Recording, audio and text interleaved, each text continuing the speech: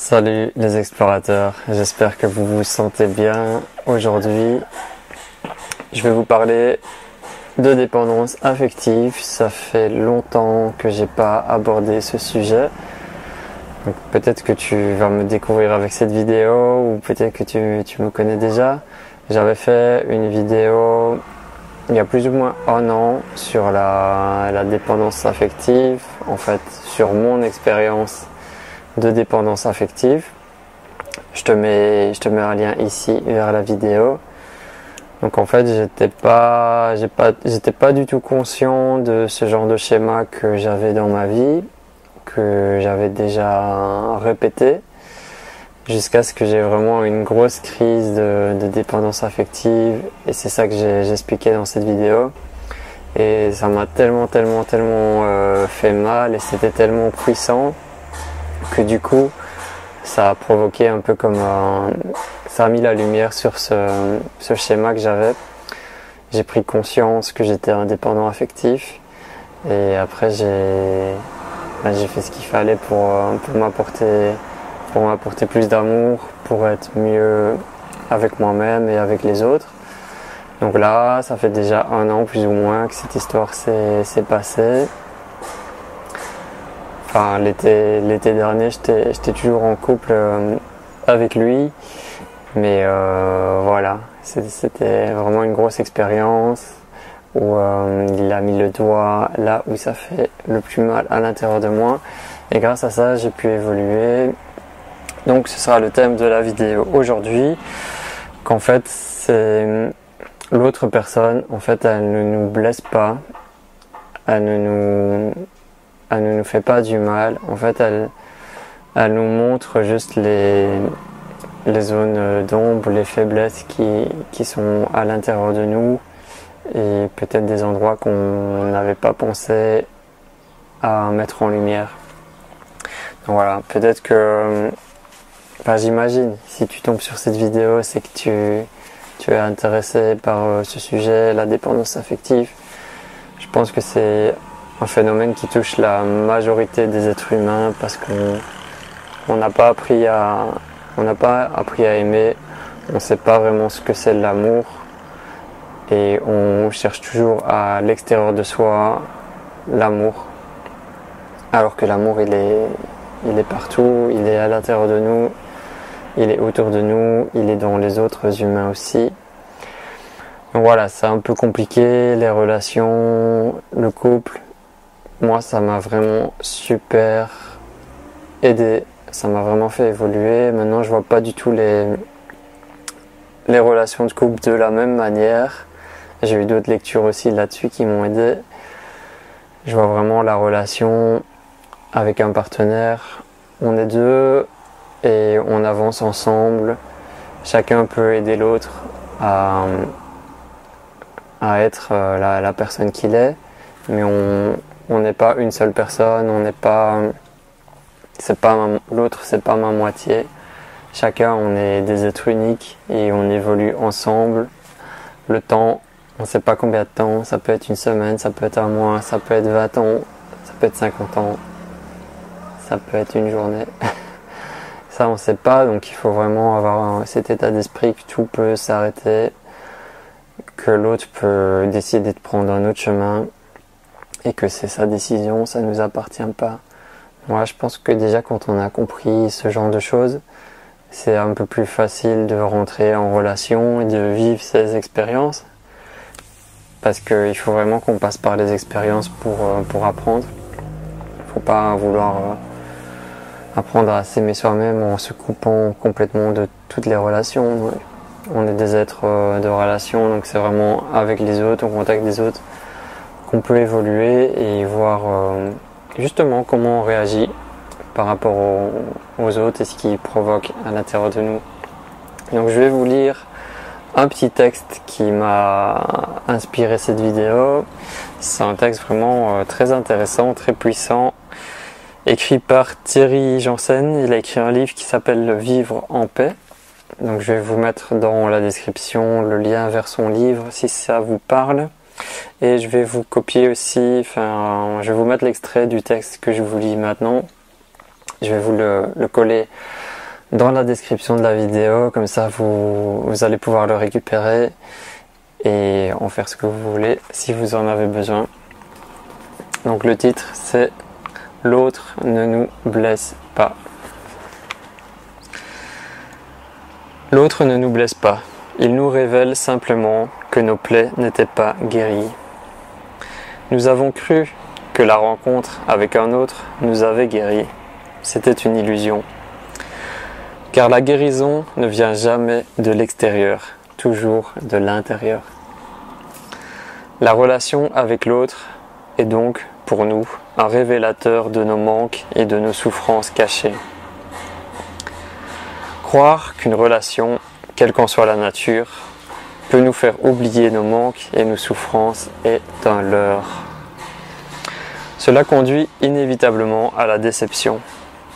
En revanche, si nous envisageons nos relations avec les autres comme une opportunité de nous connaître, nous pourrons commencer à combler nos besoins et guérir nos blessures. Tant que nous nous berçons de l'illusion que l'autre possède la clé de notre bonheur, nous restons dans un état de dépendance. L'autre représente une drogue dont le sevrage nous est intolérable. Le manque réveille notre souffrance, notre crainte et donc notre colère. Je trouve que ce texte est magnifique et il résume complètement. Là, en quelques phrases, il résume la dépendance affective. Il résume le schéma de tous les dépendants affectifs. En tout cas, en ayant vécu l'expérience, je le trouve très juste et très réel.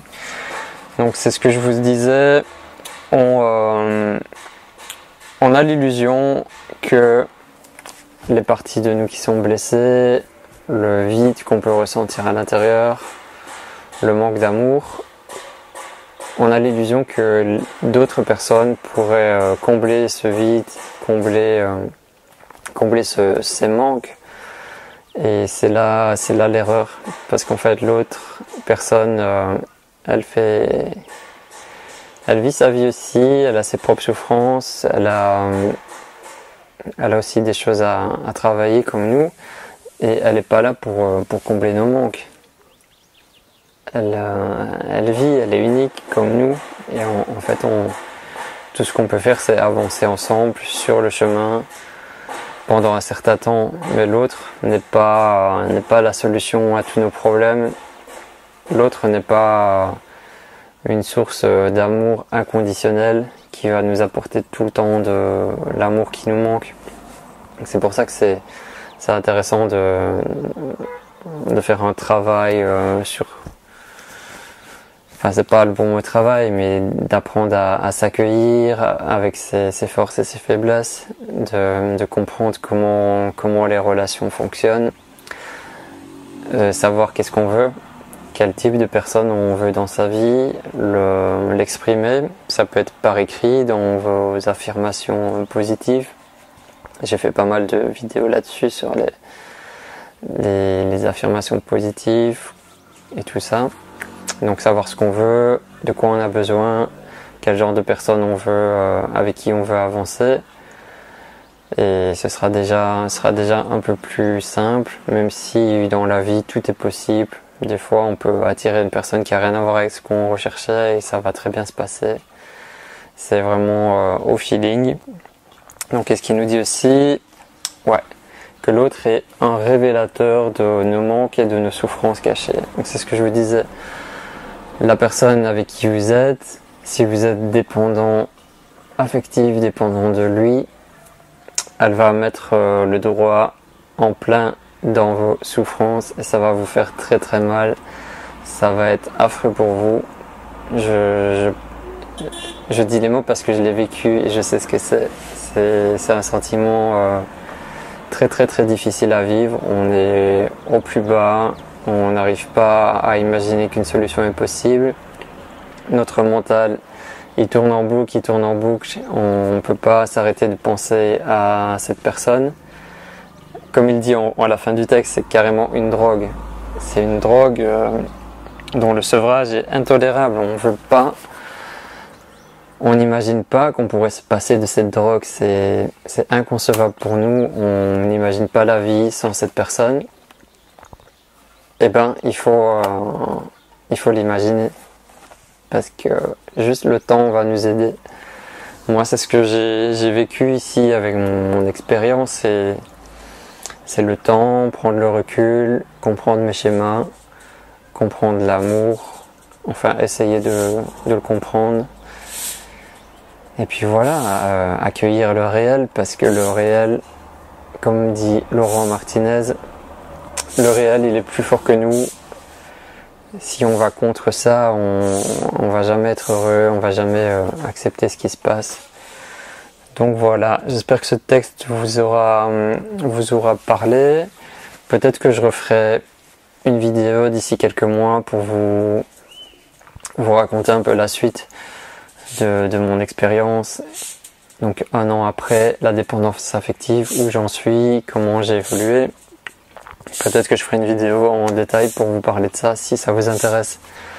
Vous me le dites dans les commentaires. Pour l'instant, je suis célibataire, j'ai rencontré d'autres personnes. Mon ex avec qui ça avait cassé, il est revenu plusieurs fois vers moi, mais c'est moi-même qui ai dû le stopper, c'est moi-même qui ai dû l'exclure de ma vie. J'aurais jamais cru que j'aurais pu être fort pour ça, et avec le temps j'y suis arrivé. Parce que voilà, une fois que ce genre de relation de dépendance affective est coupé, même si dans les premiers temps on pense qu'à se remettre avec cette personne, avec le temps, et si vous avez vraiment compris le schéma, vous allez pas pouvoir imaginer de recommencer une histoire ou de garder un lien avec cette personne. Donc je vous expliquerai un peu tout ça en détail. Donc voilà, je vous invite aussi à me retrouver au Maroc. Je suis ici pendant tout l'été et je fais un voyage. Le prochain voyage en conscience, ce sera du 24 au 30 septembre, de Marrakech jusqu'au désert. Donc voilà, c'est le genre de sujet de discussion qu'on peut avoir aussi entre voyageurs, entre explorateurs de la vie. Donc je vous mets le lien ici vers marocenconscience.com, c'est mon site internet pour mes activités au Maroc. N'hésitez pas si ça vous a parlé, donc le texte est dans la description, laissez un petit pouce bleu, partagez et abonnez-vous sur la chaîne pour qu'on agrandisse la communauté. Et voilà, je vous souhaite vraiment de vivre de belles expériences, d'être dans la joie, dans l'amour, peace. Et un enfant qui pleure, qui passe, c'est aussi le fait d'exprimer ses émotions. Les enfants sont vraiment des exemples pour nous de sagesse, surtout les petits enfants qui expriment leurs émotions. Voilà, je terminerai là-dessus. À bientôt. Bye bye.